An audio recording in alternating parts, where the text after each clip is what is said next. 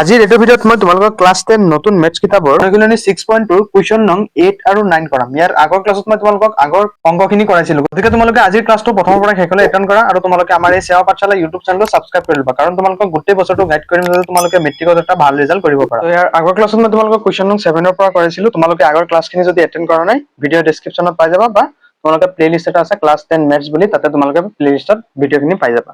তো আজি কুৱেশ্যন নং 8 টো চোৱা। ইয়াতে কৈছে উপপাদ্য 6.2 সহায়ত প্ৰমাণ কৰা যে এটা ত্ৰিভুজৰ দুটা বাহুৰ মধ্যবিন্দু সংযোগী ৰেখাডাল তৃতীয় বাহুৰ সমান্তৰাল। মনত পেলোৱা, এইটো তোমালোকে নৱম শ্ৰেণীত প্ৰমাণ কৰিছিলা। তো উপপাদ্য 6.2 সহায়ত আমি প্ৰমাণ কৰিব লাগে যে ত্ৰিভুজৰ দুটা বাহুৰ মধ্যবিন্দু সংযোগী ত্ৰিভুজৰ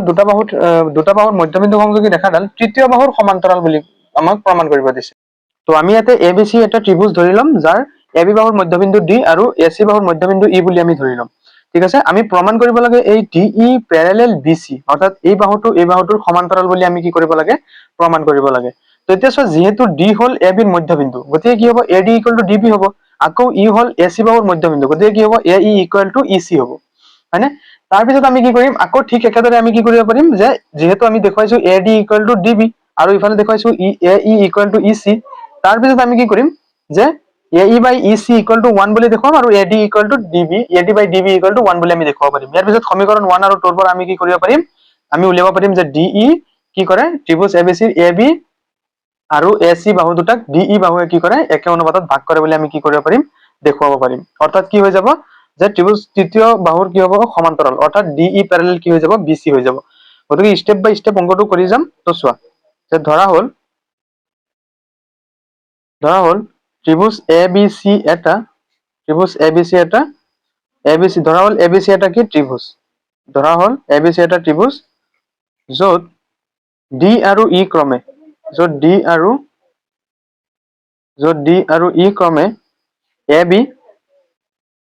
এ বি আৰু এ চিৰ কি, এ বি আৰু এ চিৰ মধ্যবিন্দু। ঠিক আছে, তো আমি প্ৰমাণ কৰিব লাগে, চোৱা, যে প্ৰমাণ কৰিব লাগে যে D E parallel B C, অৰ্থাৎ এই প্ৰমাণ কৰিব লাগে যে এই বাহুটোৰ কি সমান্তৰাল। ঠিক আছে, তো আমি ষ্টেপ বাই ষ্টেপ প্ৰমাণটো কৰি যাম। মই চিত্ৰটো এনেকে তোমালোকৰ কাৰণে সুবিধাৰ্থে এনেকে লৈ গৈ আছো, যাতে তোমালোকে চিত্ৰটো লগে লগে চাই তোমালোকৰ সুবিধা হয়। তো এতিয়া আমি কি কৰিম, যে প্ৰমাণ কৰিম।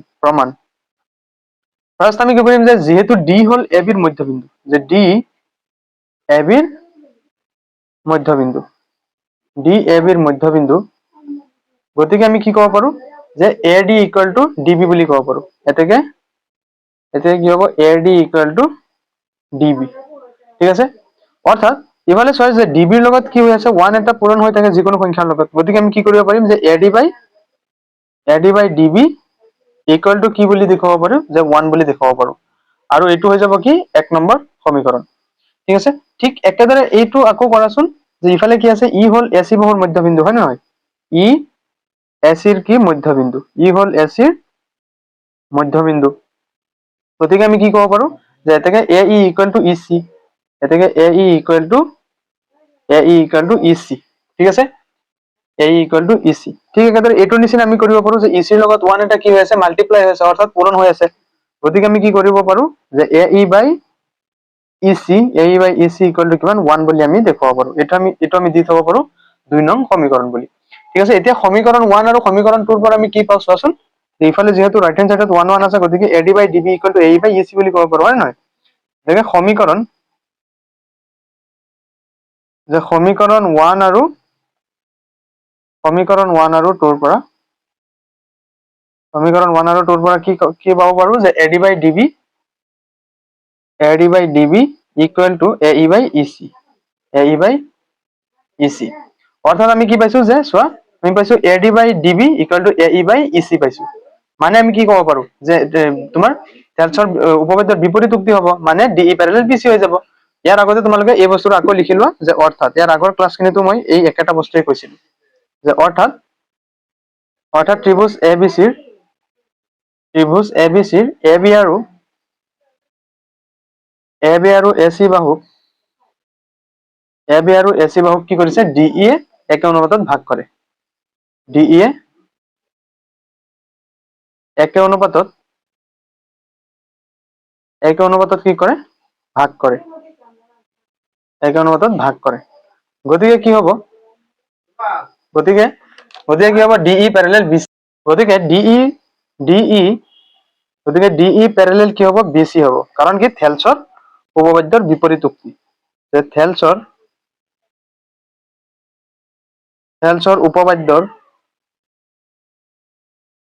উপপাদ্যৰ বিপৰীত উক্তি ওকে সো আমাৰ কি হৈ গ'ল এটো প্ৰমাণ হৈ গ'ল 8 নম্বৰ কোৱেশ্চনৰ আমাৰ সলিউশন হৈ গ'ল এতিয়া চোৱা 9 নম্বৰ কোৱেশ্চন আমাক কি কৈছে যে এবিসিডি ট্ৰেপেজিয়ামৰ এবি প্যাৰেলাল ডিসি অৰ্থাৎ এবিসিডি এটা ট্ৰেপেজিয়াম যাৰ এবি বাহু সমান্তৰাল কি ডিসি আৰু ইয়াৰ কৰ্ণ দুডাল পৰস্পৰ ও বিন্দুত কি কৰে ছেদ কৰে অৰ্থাৎ এই এবিসিডি যেটো ৰম্বাস আছে ইয়াৰে দুটা কৰ্ণ এটা হল এসি আৰু এটা হল বিডি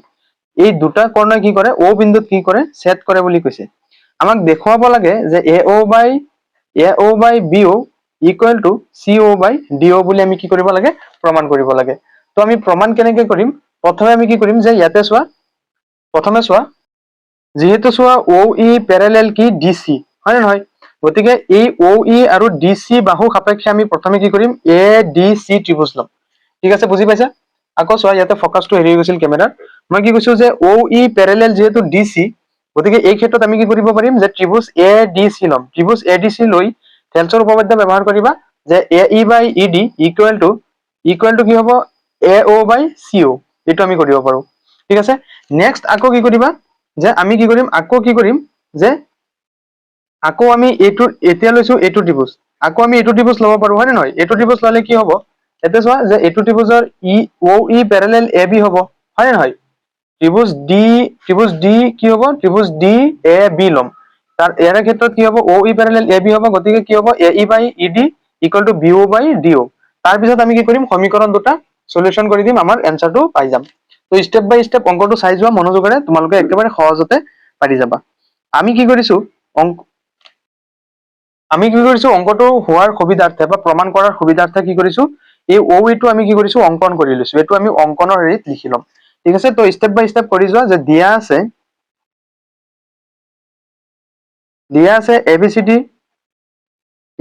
ABCD এটা ট্ৰেপেজিয়াম ABCD এটা কি ট্ৰেপেজিয়াম ABCD এটা ট্ৰেপেজিয়াম য'ত AB প্যাৰেলাল কি হ'ব DC য'ত AB প্যাৰেলাল DC অৰ্থাৎ AB সমান্তৰাল কি DC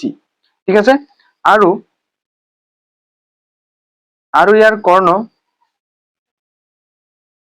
ইয়াৰ কৰ্ণ দুডাল কি যে এটা হল AC আৰু এটা হল BD কৰ্ণডাল AC আৰু BD O বিন্দুত কি কৰিছে ছেদ কৰিছে O বিন্দুত ছেদ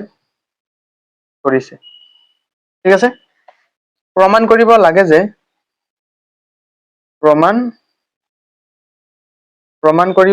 যে কি প্ৰমাণ কৰিব লাগে আমাক চোৱা যে AO by BO equal to CO by DO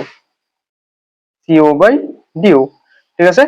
তো স্টেপ বাই স্টেপ কৰি যাম আমি ফাৰ্স্ট কি কৰিছো যে আমাৰ সুবিধাৰ্থে কি কৰিছো অঙ্কন কৰি লৈছো যে অঙ্কন কি কৰিছো যে O বিন্দুৰ মাজেৰে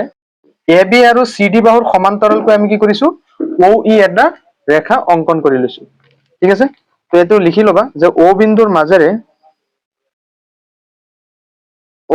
মাজেৰে AB আৰু DC বাহুৰ সমান্তৰালকৈ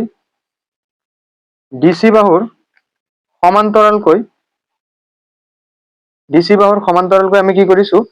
OE অঙ্কন কৰা হল অঙ্কন কৰা হল আৰু যিয়ে কি কৰিছে এই AD বাহুটোক কি কৰিছে ই বিন্দুত কি কৰিছে ছেদ কৰিছে যিয়ে এতে লিখি লবা যিয়ে AD বাহুক কি কৰিছে ই বিন্দুত ছেদ কৰিছে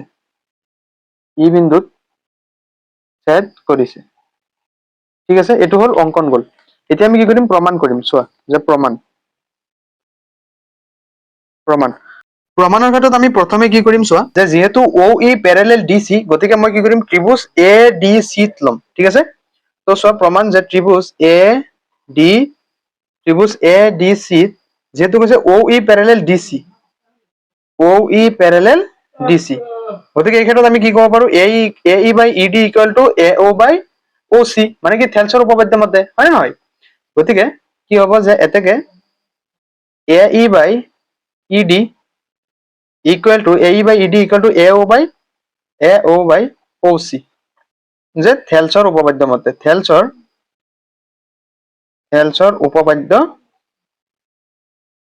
উপপাদ্য মতে আৰু ইয়াৰ পিছত আমি কি কৰিম এটো অকমান মডিফাই কৰি লম যে AE by ED equal to AO by CO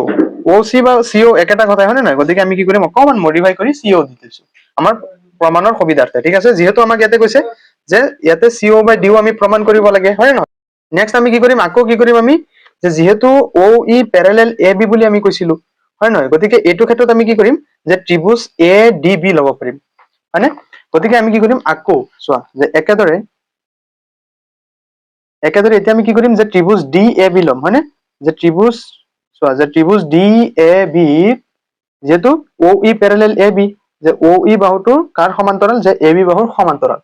গতিকে এই ক্ষেত্ৰত আমি কি ক'ব পাৰো যে AE by ED বা DE by EA চোৱা যে এতেকে DE by EA equal to আমি কি ক'ব পাৰো যে BO by DO বা DO by OB গতিকে DO by OB বুলি আমি ক'ব পাৰো কিহৰ মতে যে থেলছৰ উপপাদ্য মতে যে থেলছৰ উপপাদ্য মতে আৰু এটো দি থম আমি 2 নং সমীকৰণ বুলি এটো অকমান আমি কি কৰিম মডিফাই কৰি লম বস্তুটো তাৰ পিছত আমি 2 নং সমীকৰণ বুলি দিও কাৰণ আমাৰ প্ৰমাণৰ সুবিধাৰ্থে চোৱা এতিয়া আমি কি কৰিম যেহেতু DE by ES equal to DO by OB আছে হয়নে গতিকে আমি এটো অকমান মডিফাই কৰিম চোৱা যেহেতু DE এৰ সলনি আমি ED বুলি লিখিম আৰু ইফালে E এৰ সলনি কি কৰিম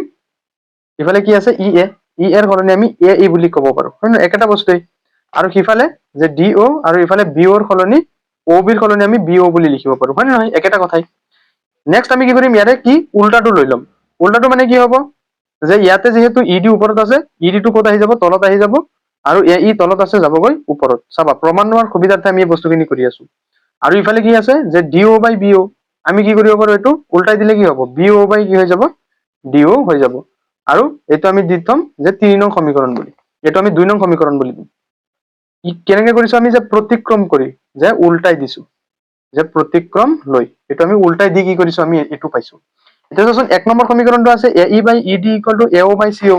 আৰু ইফালে কি আছে AE by ED মানে আমি এই দুইটা কি কৰিব পাৰো কটাকটি কৰিব পাৰো অৰ্থাৎ থাকিব কি যে AO by CO equal to BO by কি DO চোন এতিয়া আমাৰ প্ৰমাণ হৈ যাব গতিকে 1 আৰু 2 ৰ পৰা এটা লিখিবা যে সমীকৰণ 1 আৰু 2 ৰ পৰা আমি কি পাম যে আমি এই দুটা পাম AO by CO equal to BO by DO যে AO by CO equal to BO by DO ঠিক আছে তো আমাক যেটো প্ৰমাণ কৰিব দিছিল আমাক কি প্ৰমাণ কৰিব দিছিল চোৱাচোন যে AO by BO equal to CO by DO কিন্তু আমি ইয়াতে কি পাই আছো চোৱাচোন যে AO by CO equal to BO by DO এতিয়া আমি কি কৰিম এই বস্তুটো অকমান কি কৰিম স্লাইটলি মডিফাই কৰিম তো চোৱা আমাক প্ৰমাণ কৰিব দিছে AO by BO equal to CO by DO কিন্তু আমি পাই আছো AO by CO equal to BO by DO আমি পাই আছো হয়নে গতিকে এই ক্ষেত্ৰত আমি কি কৰিম চোৱা যে ইমপ্লাইজ দিছো ইমপ্লাইজ দি কিনে ওপৰত কি কৰিম যে AO by CO আছে নহয় আমি এই BO টো ইয়াতে লৈ আনিম আৰু ইফালে CO টো কত যাব তাতে DO ত যাবগৈ এই বস্তুটো ভালদৰে ধ্যান দিবা গতিকে কি হ'ব AO by ইয়াতে BO আহি যাব আৰু সিফালে কি হ'ব CO by DO ঠিক আছে বুজি পাইছে অৰ্থাৎ কি হ'ব গতিকে চোৱা আমাক যেটো প্ৰমাণ কৰিব দিছিল আমি হেতু পাই গৈছো নাই যে AO by BO equal to CO by DO এতেকে AO by BO equal to CO by DO অৰ্থাৎ প্ৰমাণিত হল ঠিক আছে বুজি পাইছা গতিকে আজিৰ এইটো ক্লাছত মই তোমালোকক কুৱেশ্যন নং 8 আৰু 9 কৰালো ইয়াৰ নেক্সট ক্লাছত মই তোমালোকৰ ৰৈ যোৱাখিনি কৰাম গতিকে তোমালোকে ভিডিঅটো লাইক কৰি আমাৰ এই সেৱা পাঠশালা ইউটিউব চেনেলটো সাবস্ক্ৰাইব কৰি ল'বা কাৰণ ভিডিঅটো লাইক কৰি চেনেলটো সাবস্ক্ৰাইব কৰিলে নেক্সট ভিডিঅটো তোমালোকৰ ওচৰত গৈ পাব গতিকে আজিলৈ আহিছো বাই বাই টেক কেয়াৰ